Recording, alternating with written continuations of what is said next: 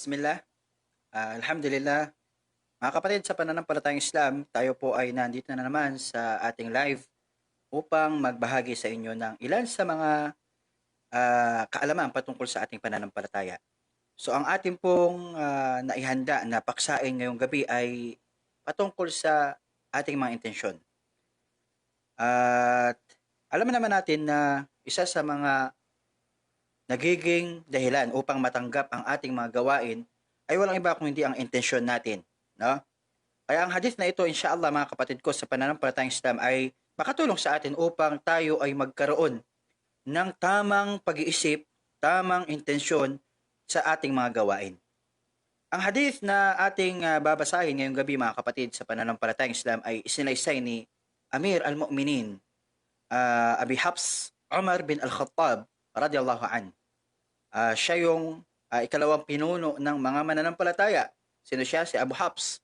Tatay ni Hafsa, Umar bin al-Khattab radiyallahu an. Si Umar ibn al-Khattab, kalugdan nawa siya ng Allah subhanahu wa ta'ala. Sinabi ni Umar bin al-Khattab radiyallahu anhu, قال: سمعت رسول الله صلى الله عليه وسلم يقول. Narinig ko ang propeta Muhammad sallallahu alaihi wasallam na nagsabi. So babanggitin natin yung hadith at pagkatapos ay ipapaliwanag natin insya Allah. Sabi niya, innamal a'malu binniyat wa innamal likulli imri'in ma nawa. Faman kanat hijratuhu ila Allah wa rasulih fahijratuhu ila Allah wa rasulih. Waman kanat hijratuhu lidunya yusibuha aw imra'atin yankihuha fahijratuhu ila ma hajara ilayh. Rawi al-hadith Umar bin al-Khattab bin Nufail bin Abdul Azza bin Rabbah bin Abdullah bin Qart bin Razah bin Addi bin Ka'ab bin Lu'i al-Qurashi al-Adawi Abu Hafs Amir al-Mu'minin. So napakahaba ng kanyang pangalan, mula sa pinaka-kanununuan niya ay nababanggit natin ito. Ang nagsalaysay nga, sabi ko, si Umar bin al-Khattab radiyallahu an. Manzilatul hadith. Ang hadith, ang lugar ng hadith sa mga kamusliman, ajma'al muslimuna ala izami mawqi'i hadal hadith wa kathrati fawaidihi wa sihhati. Ang hadith, sabi ng ating mga scholar, lalo si Imam Nawawi rahimahullah, na siyang nagtipon ng hadith, ang mga kamusliman na mga scholar ay nagkasundo na ang hadith na ito, innamal a'malu binniyat, ay isang mapagkakatiwalaang hadith at maraming fawaid, maraming mga benepisyo ang makukuha dito ang mga kamusliman, no? At mga Islam, isa sa mga kailangan nating malaman sa hadith na ito ay si Umar bin al-Khattab, ang siyang nag-ulat nito mula sa propeta Muhammad sallallahu alaihi wasallam, ma'a intisharihi bainal muslimin, kahit na ito ay sikat sa mga kamusliman. So ito ay yadullu ala qurbi Umar bin al-Khattab sallam. Ito ay isa sa mga patunay na si Umar bin al-Khattab ay malapit sa propeta Muhammad sallallahu alaihi wasallam. Okay? Ang pagpapaliwanag ng hadith na ito mga kapatid sa pananampalatayang Islam, uunahin natin word by word, sentence by sentence. So ipapaliwanag po natin. Sabi dito, innamal a'malu binniyat. Ibig sabihin nun ay innama sihhatul a'mal binniyat. Ibig sabihin, ang pagiging tama ng ating mga gawain ay nakadepende sa ating mga intensyon. Aw la sihhata li'amalin illa binniyah. O hindi magiging tanggap ang gawain maliban na lamang na ito ay mayroong intensyon o tamang intensyon, mga kapatid, sa pananampalatayang Islam. So ulitin natin, innamal a'malu binniyat. Katotohanan, sabi dito, ang pagtanggap ng ating mga gawain ay nakadepende sa ating intensyon, no? At sinabi ni Khattabi, ma'nahu anna sihhat al-a'mali wa wujubi ahkamiha innama yakunu binniyat. So sinabi ni Khattabi, ang kahulugan nito na innamal a'malu binniyat ay ah, pagiging tama ng gawain, no? At pagiging obligado sa batas na ito na kung saan makikita natin na ang intensyon ay kailangan talaga sa ating mga gawain. فَإِنَّ النِّيَّةَ هِيَ مَصْرَفَةٌ لَهَا إِلَّا جِهَاتُهَا. O, di ba? Ang ating intensyon, ito yung nagiging buhay ng ating mga gawain, mga kapatid, sa pananampalatayang Islam. Kaya nga sinabi ng mga ulama natin, la yaqbalullahu amalan illa biniyatin. Hindi tatanggapin ng Allah subhanahu wa ta'ala ang mga gawain maliban na lamang sa ating mga intensyon. Na? Maliban na lamang kung ano yung intensyon mo. So kung naghahangad ka ng katanggap-tanggap na gawain, kailangan ay gawin mong tama ang iyong intensyon. Na? At pangalawa, wa inna malikulli imri'in ma nawa. Ay insanun ma nawa. Jazaa'un ma nawahu fi amalihi min khairin aw sharrin. Okay? Sabi dito na anuman ang maging intensyon ng tao, ibibigyan siya, no? Kung ano yung kanyang naging intensyon, bibigyan siya doon ng kapalit. Wa inna malikulli imri'in ma nawa. Okay? Mabuti man o masama, mayroon itong kapalit. Na mayroon itong biyaya o parusa. فَمَنْ كَانَتْ هِجْرَتُهُ إِلَى اللَّهِ وَرَسُولِهِ فَهِجْرَتُهُ إِلَى اللَّهِ وَرَسُولِهِ وَمَنْ كَانَتْ هِجْرَتُهُ لِدُنْيَا يُصِيبُهَا أَوْ امْرَأَةٍ يَنْكِحُهَا فَهِجْرَتُهُ إِلَى مَا هَاجَرَ إِلَيْهِ. Al-hijra at tark. Ang hijra, ito yung pag-iwan, paglikas. Pag sinabing hijra, ito yung pag-iwas, paglikas, pag-alis, no? So nagawang example dito ang hijra o yung paglikas, wal hijratu ila shay'in al-intiqal ilayhi an ghayrihi.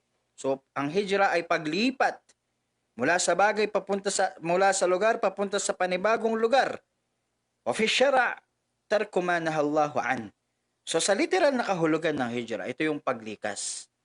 Pero pagka pinakahulugan natin siya ng Islamikong pagpapakahulugan, ibig sabihin ng hijra, ito ay tarku ma nahallahu an.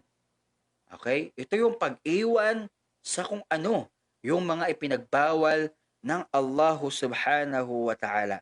Qala an-Nawawi, ma'nahu min qasadi bihijrati wajh man qasada bihijratihi wajha Allah waqa'a ajrahu 'ala Allah. Sabi ni Imam Nawawi, sino man ang mag-intensyon na ang paglikas niya. Okay? Nakuha natin yung dalawang meaning ng hijra, paglikas, pag-iwan sa literal, at sa syara, sa ating batas, ito yung pag-iwas sa mga ipinagbabawal ng Allah subhanahu wa ta'ala. Pag-iwas sa lugar na kinapuputan ng Allah subhanahu wa ta'ala. Pag-iwas sa lugar na wala doon ang batas ng Allah subhanahu wa ta'ala. Andun yung mga lahat na pinagbabawal ng Allah subhanahu wa ta'ala. Sinabi ni Imam Nawawi, man qasada bihijratihi wajha Allah, sino man, ika ni Imam Nawawi, ang maghijra, lumikas, at wala siyang ibang intensyon, maliban na lamang ang biyaya, kaluguran ng Allah subhanahu wa ta'ala, waqa'a ajrahu 'ala Allah, ay makakamit niya ang biyaya niya sa Allah subhanahu wa ta'ala. Na? Wa man qasada dunya aw imra'atin fahiya haddah. At sino man ang mag-iwan, lumikas, na ang kanyang intensyon ay para sa mundo, o kaya naman mayroon siyang ginang na nagugustuhan na kanyang papakasalan sa lugar na yon, wala nusibu lahu fil akhirati bisababi hadhihi al-hijra. Makakamit niya pa rin ito. Makakamit niya pa rin ito. Fayahadha.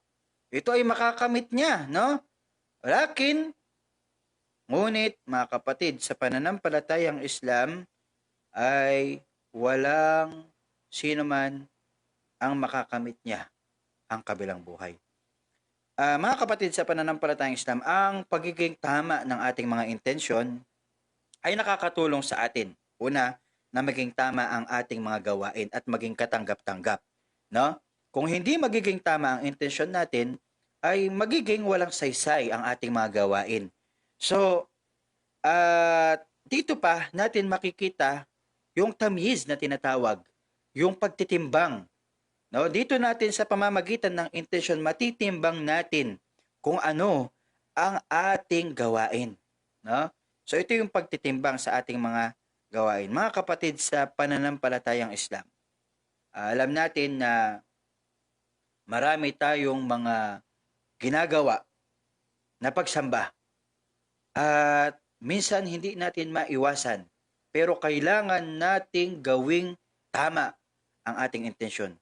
Isa sa mga nagiging dahilan kung bakit ang ating mga gawain ay nasisira dahil sa atensyon. No? Ating intensyon. Kaya mga kapatid ko sa pananampalatayang Islam, no? Nararapat po sa atin na pangalagaan natin ang ating intensyon. Pangalagaan natin ang ating mga puso. Una sa lahat, ang Allah subhanahu wa ta'ala, hindi siya tumitingin sa itsura ng tao. Tulad ng sinabi nga natin, kung ang Allah subhanahu wa ta'ala ay titingin lang sa itsura ng tao, pagbabasihan niya ang itsura ng tao, ay lugi na. Lugi na tayo. No? Kung ang basihan ng Allah para tanggapin niya ang gawain natin ay nasa itsura natin, sa pangangatawan natin, lugi na yung mahihina. Lugi na yung mga pangit. No? Pero ang Allah subhanahu wa ta'ala patas siya, mga kapatid sa pananampalataya. Ang Allah, nagbabase siya sa kung ano yung nilalaman ng ating mga puso. Kaya mga kapatid, magiging tama ang ating mga gawain once na ang ating intention ay tama. At alalahanin natin lagi na ang gawain ay tinatanggap, ang pagsamba ay tinatanggap sa dalawang pamamaraan. Una, mga kapatid, sa pananampalatayang Islam, al-mutaba'ah. Ibig sabihin ng mutaba'ah, ito yung pagsunod sa Quran at sa sunnah ng Propeta Muhammad sallallahu alaihi wasallam. At ang pangalawa ay ikhlas, yung kalinisan, kadalisayan ng ating mga intensyon, ng ating mga saloobin, na wala tayong ibang hangad sa ating mga gawain liban na lamang sa biyaya ng Allah subhanahu wa ta'ala. Mga ulama na kailangan ang dalawang ito ay laging nagsasama. Okay? Kailangan na ang dalawang ito ay laging nagsasama. Kasi kapag ka may nawala sa dalawang ito, it's either hindi tatanggapin ng Allah o mawawalan ng saysay ang ating mga gawain. Like for example, mutaba'ah wal ikhlas. Ang mutaba'ah, ibig sabihin nito is yung mga gawain mo ay napapaloob sa Quran at sa sunnah ng Propeta Muhammad sallallahu alaihi wasallam. Okay? Yun. Napapaloob ang gawain mo sa sunnah ng Propeta Muhammad sallallahu alaihi wasallam at sa Quran ng Allah subhanahu wa ta'ala. So, napag-iigting mo yun. Nagagawa mo yun. No? Ikaw ay gumagawa ng pagsamba ng naayon sa sunnah at sa Quran. Ngunit, wala kang tinatawag na ikhlas. Sa palagay mo, tatanggapin ba ang gawain mo? Kahit napakaganda pa ng iyong pagsamba, napakaganda pa ng iyong pagsasala, no? At ito ay alinsunod sa Quran at sa sunnah ng Propeta Muhammad sallallahu alaihi wasallam. Kung wala kang tamang intensyon, hindi pa rin tatanggapin ang iyong gawain. Vice versa, mga kapatid, sa pananampalataya, ikaw ay mayroong ikhlas. Tama ang iyong intensyon. Wala kang ibang hangad kung hindi ang kaluguran ng Allah subhanahu wa ta'ala. Okay? Napakatama ng iyong intensyon. Ngunit, ang iyong pamamaraan ay wala sa sunnah at sa Quran ng Allah subhanahu wa ta'ala, hindi pa rin ito tatanggapin. Kaya nga mga kapatid ko sa pananampalatayang Islam, kailangan lagi ang mutabaa at ang ikhlas ay laging magkasama, no? Hindi pwedeng maiwan ang isa. Mga kapatid sa pananampalatayang Islam. Kaya diyan mga kapatid, dito mapagtitimbang, no? Hindi tayo malulugi sa mga kakompetensya natin kung kumbaga. Okay? Sa mundong ito ay wala kang kalugi kapatid eh. Kasi nga kahit ikaw ay mahirap, okay? Kahit ikaw ay naghihikaos at hindi mo kayang gawin yung mga ginagawang pagsisikap ng mga mayayaman, ikaw ay maaaring makapantay o mas mahigitan mo pa sila. 'Di ba? Bakit? Dahil sa intention mo. Maaaring may gumagawa ng mga gawain na napakarami. Ngunit ang kanilang gawain ay hindi naman mabuti. Wala sa tamang intensyon, no? At ikaw bilang isang normal na mamamayan, normal na Muslim, kakaunti lang ang ginagawa mong pagsamba. Ngunit ito naman ay inaayos mo at naayon ito sa Sunnah at sa Quran. Ito pa rin ang titignan ng Allah subhanahu wa ta'ala. Tandaan, sinabi ng Allah subhanahu wa ta'ala sa Suratul Mulk na Tabarakalladhi biyadihil mulk wa huwa ala kulli shay'in qadir. Alladhi khalaqal mauta wal hayata liyabluwakum ayyukum ahsanu amala. Sabi ng Allah subhanahu wa ta'ala, shortcutin natin, alladhi khalaqal mauta wal haya. Na kung saan siya, ang Allah subhanahu wa ta'ala, khalaqal mauta wal haya. Siya ang lumikha ng buhay at kamatayan. Liyabluwakum ayyukum ahsanu amala. Upang kayo ay subukin kung sino sa inyo yung may pinaka mainam na gawain. Pinaka mabuting gawain. Ibig sabihin, sabi ng mga ulama, sabi ng mga mufassirun, nagpaliwanag ng aya na ito, pinaka may magandang intensyon. Okay? So doon natin makikita na hindi tinitignan sa atin ng Allah kung gaano karami at gaano kalaki ang ating mga gawain. Sinabi ng Allah, susubukan kayo. No? Pagkatapos kayong likhain, lalagyan kayo ng kamatayan at ng buhay upang subukin kayo kung sino sa inyo ang may pinakamainam mabuting gawain. Sabi ng mga ulama, pinakamaayos na intensyon. Hindi sinabing pinakamarami. No? Hindi rin sinabing pinakamalaki. Ang sinabi ng Allah, liyabluwakum ayyukum ahsanu amala. Upang subukin kayo kung sino sa inyo ang may pinakamainam na gawain. At ang nagpapakita ng kainaman ng gawain ay mayroong magandang intensyon. Kaya mga kapatid, sa pananampalatayang Islam, pinapaalala natin sa bawat isa na every time, sa araw-araw, sa bawat pagsamba na ating ginagawa, mga kapatid ko sa pananampalataya, lagi nating i-check ang ating intensyon. Dahil dito nagkakaroon ng timbang ang ating mga gawain. Dito nagkakaroon ng saysay ang ating mga gawain. Innamal a'malu binniyat. Katotohanan, ang ating mga gawain ay nakadepende sa ating mga intensyon. So yun mga kapatid ko, sa pananampalatayang Islam.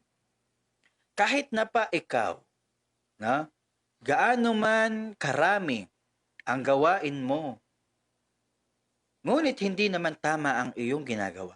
O hindi naman tama ang iyong intensyon. Sorry. Na?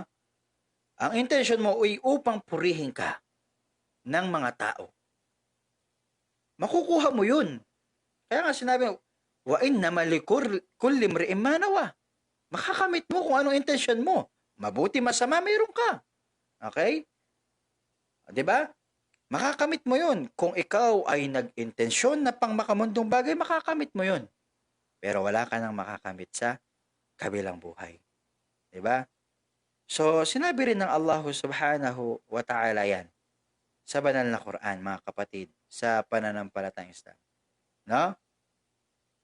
At dito, mga kapatid, so kailangan nating maging maingat. Kailangan nating maging maingat. Hindi tayo basta-basta gagawa lang. Titingnan natin kung kanino natin ina-address. Halimbawa, ikaw ay magpapadala ng malaking pera. Okay? So, iisipin mo paano mapupunta sa taong padadalhan mo ang pera na malaki na yon. Okay? So, kailangan mong maging tama. Tama yung address. Tama yung pupuntahan. Tama yung pangalan. Ganon din mga kapatid. Kasi kapag nagkamali ka dun, mahirapan yun. Hindi makakarating yun. Sa intensyon, paano makakarating? Paano tatanggapin ng Allah ang ating mga gawain? Kailangan mayroon tayong mabuti at tamang intensyon. No? Although, kahit pag gumawa ka ng pangmakamundo, makakamit mo yun. No? Makakamit mo yun.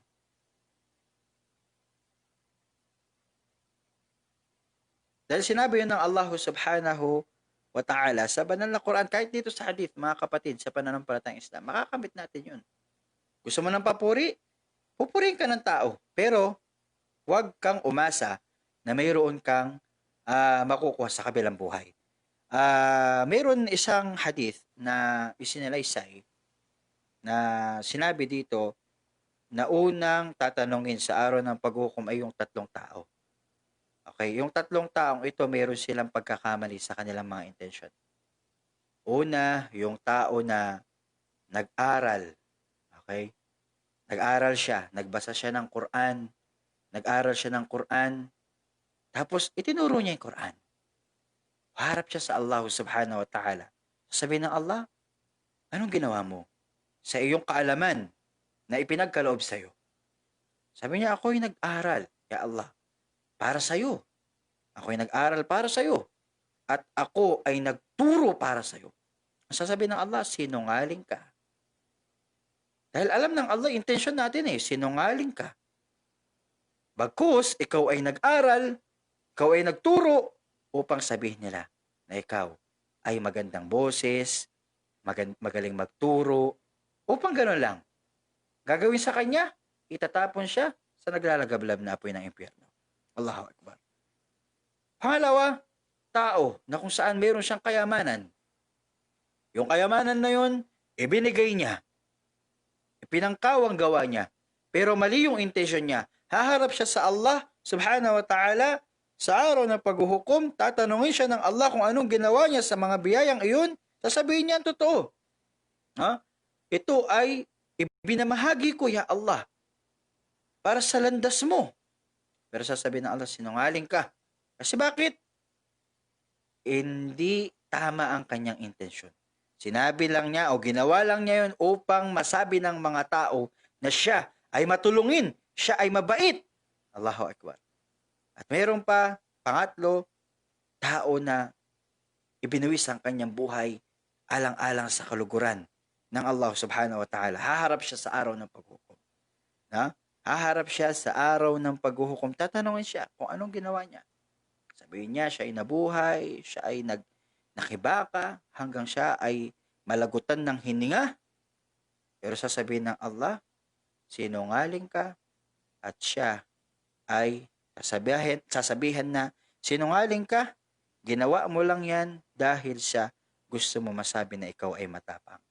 So, nakadepende to, mga kapatid, hanggat hindi dumarating sa atin yung time na haharap tayo sa Allah, na malilitaw kung ano yung nasa puso natin, sa araw ng paghuhukom, wala na tayong maitatago sa Allah. Dito yung sinasabi nila na walang sekretong hindi mabubunyag. Okay, sa araw ng paghuhukom yun. Walang sekretong hindi mabubunyag.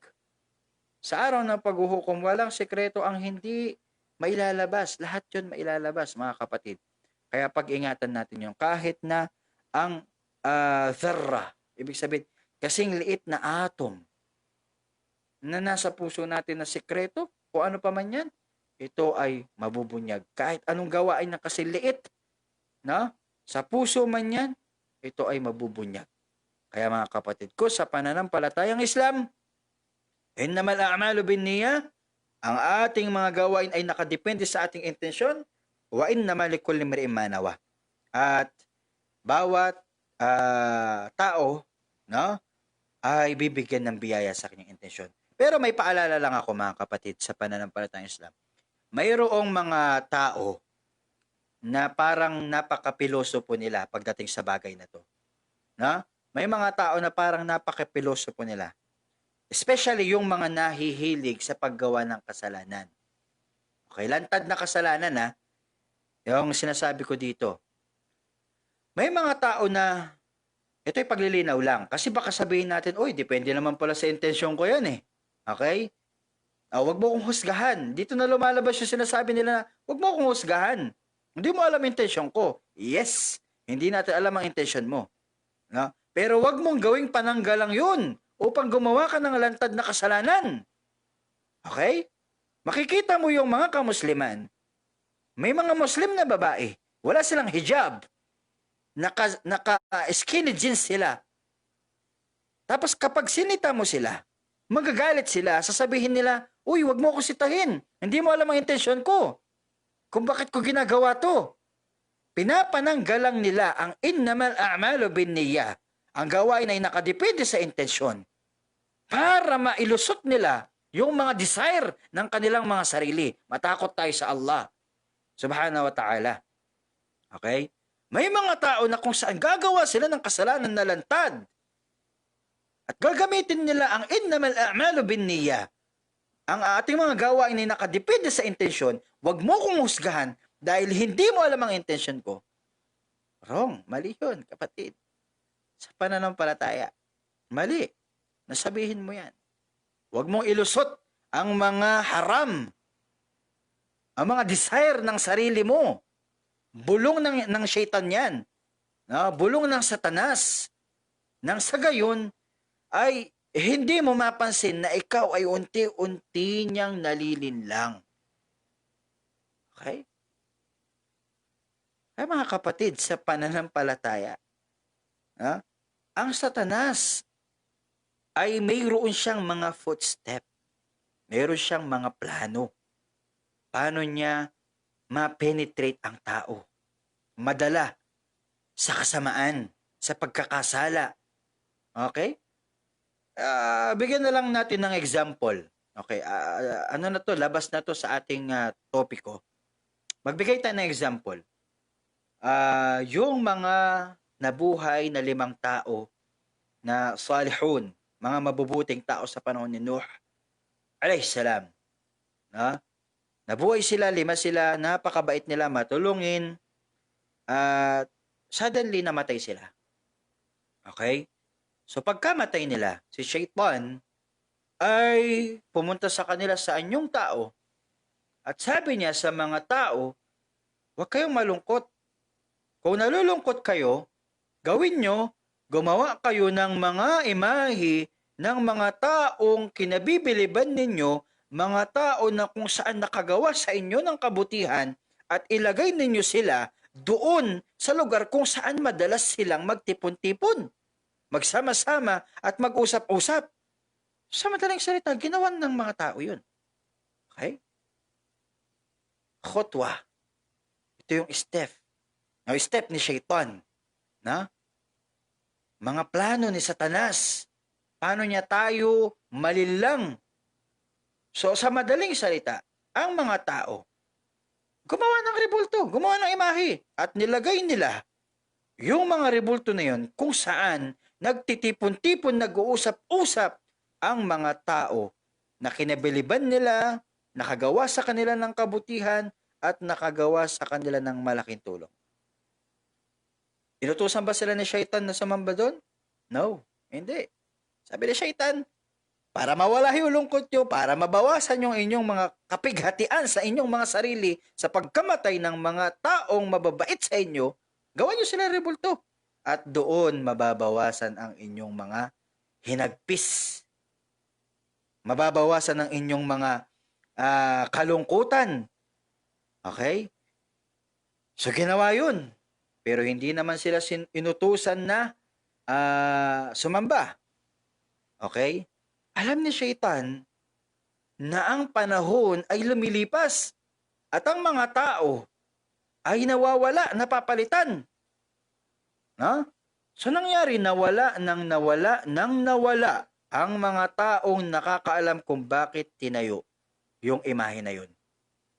So nung wala na totaling nakakaalam, sa paglipas ng mahabang panahon, okay, wala nang nakakaalam, wala ni isa man na natitira sa mga angkan ng mga nauna na nakakaalam kung bakit nila tinayo yun, dumating muli si Shaitan sa kanila.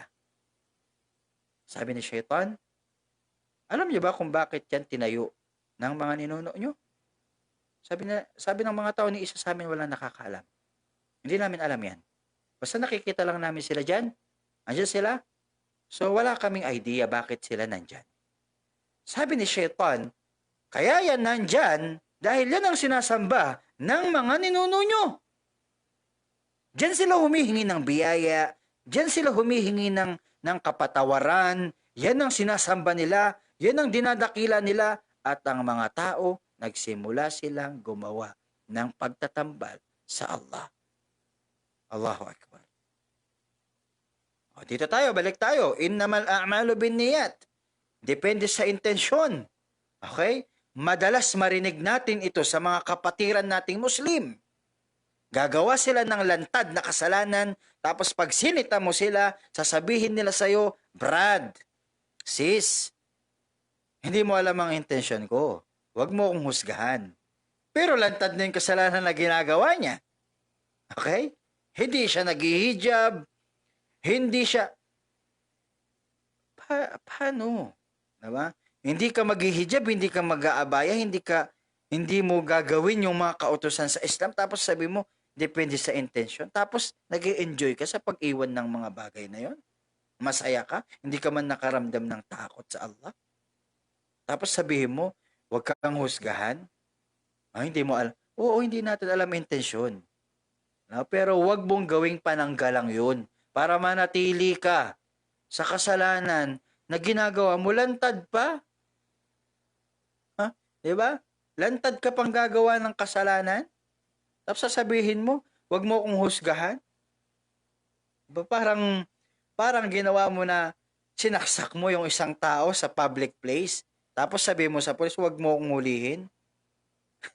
Diba? Huwag mo akong hulihin, hindi ko naman intensyon na saksakin yan. Public place, sinaksak mo, walang ano-ano, dumadaan ka, nasa lubong mo siya, sinaksak, inundayan mo siya ng saksak. Tapos nung uhulihin ka, oops, teka lang, huwag niyo akong hulihin. Wala akong kasalanan dyan. Hindi yun yung intensyon ko. Parang ganon, napakahirap ilusot, di ba? Krimen yun eh. So, nakakagawa ka ng krimen pagkakasala sa Allah. Tapos ilulusot mo yung sarili mo. Wag. Mas maganda unawain natin itong mabuti. No? Maraming nakaka-misinterpret dito. Okay?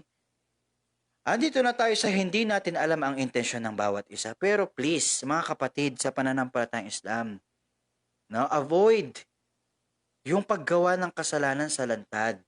Oo, tayong lahat nakakagawa tayo ng kasalanan, tago. No? Pero, huwag na natin itong ilalantad pa. Tapos, isasanggalang natin tong hadith na, uy, depende sa intention yan. Wag. Wag kapatid, sa pananampalataya. No? Kung ang kasalanan mo ay hindi na nalalantad, huwag ka na mahumaling doon, huwag ka na mag-upgrade. Huwag ka nang maglantad ng kasalanan. Itago mo na lang. Kasi hindi naman tayo makaiwas dyan eh. Ang Allah mapagpatawad siya. No? Itago mo yung kasalanan mo.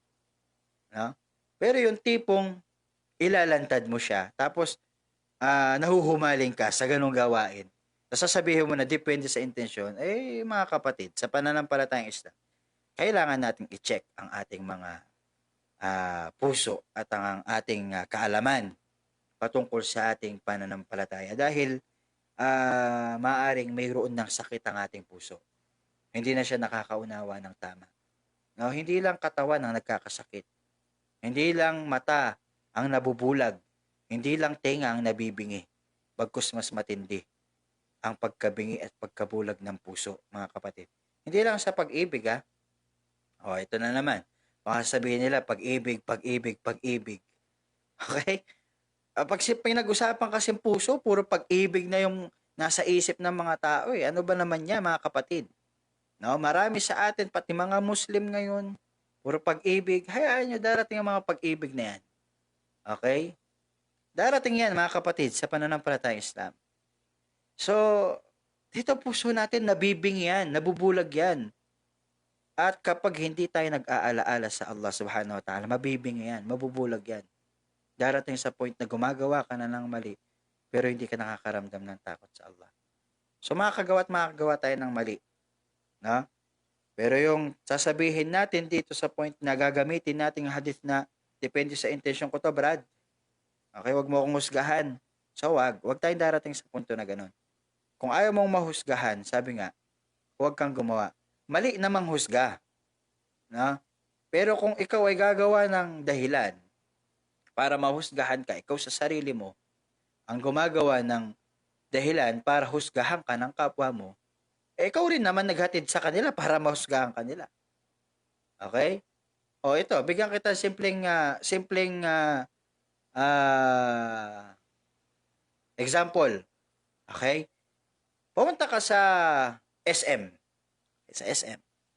Sa SM kasi mayroon dyan na isang side na tawag doon, liquor. Liquor ba yun? Okay, liquor. Yung mga alak. Okay? Nakahijab ka. At nakathob ka, mahaba balbas mo, meron ka pang ganito sa ulo. Pumasok ka sa liquor shop o sa tindahan ng mga alak. Okay? Sabi na intention mo ay hindi ka bibili, titingin ka lang, parang may naaalala ka lang, sige mo, pasok ka, nakahijab ka. Okay? So ngayon, nakita ka ng mga Muslim. Uy, si brother, si sister, bibili ng alak. Okay? So ngayon, ano yung dahilan bakit? O mali nga na baka minsan napadaan ka lang. Pero ikaw yung gumawa eh. Ikaw yung naghatid sa kanila para ikaw ay mahusgahan. So titignan mo rin yung kilos mo, especially nasa labas ka. Titignan mo yung kilos mo, no? Kasi ang tao hindi mo na masisi yan eh. Ano talaga mapanghusga ang tao eh. Gumawa ka ng mabuti, gumawa ka ng masama, may masasabi sa'yo yan eh. Ikaw na ang mag-adjust. Hindi tao ang mag-a-adjust sa'yo. Nakuha niyo yun, mga kapatid? Hindi kapwa mo ang mag-a-adjust sa'yo, ikaw. Sa sarili mong mag-adjust. No? I-adjust mo yung sarili mo. Hindi sila. Okay? Kung ayaw mong mahusgahan in public places, mag-adjust ka dun. No? Mag-adjust ka, lalo na kung hindi ka kilala sa mga lugar na pinupuntahan mo. Mag-adjust ka. Hindi lang Muslim ang pwedeng humusga sa iyo that time. Kung papasok ka sa lugar ng tindahan ng mga alak, nakahijab ka at naka-thobe ka. Meron ka pang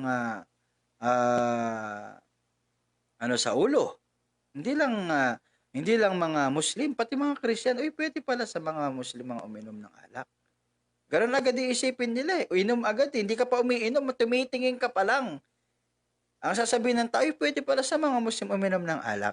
So hindi mo pwedeng, dito ko pinapaunawa sa'yo, kapatid, na hindi mo pwedeng sabihin yung, innamal a'malu binniyah, hindi mo pwedeng ikahulog, ipangtapal that time sa gawain na yun, yung salitang, depende to sa intention ko. Oo, depende talaga yun, pero iwasan mo. Tignan mo ang mga kinikilos at ginagawa mo. At mga kapatid, sa pananampalatayang Islam, nawa ay nakapulutan po natin ng aral ang ating mga napag-usapan sa gabing ito at maraming salamat po sa mga patuloy na sumusubaybay sa ating programa, sa mga nananatili sa panonood ng ating programa, mga kapatid, sa pananampalataya, sa mga nagla-like at nag-share ng ating mga videos. Barakallahu fikum.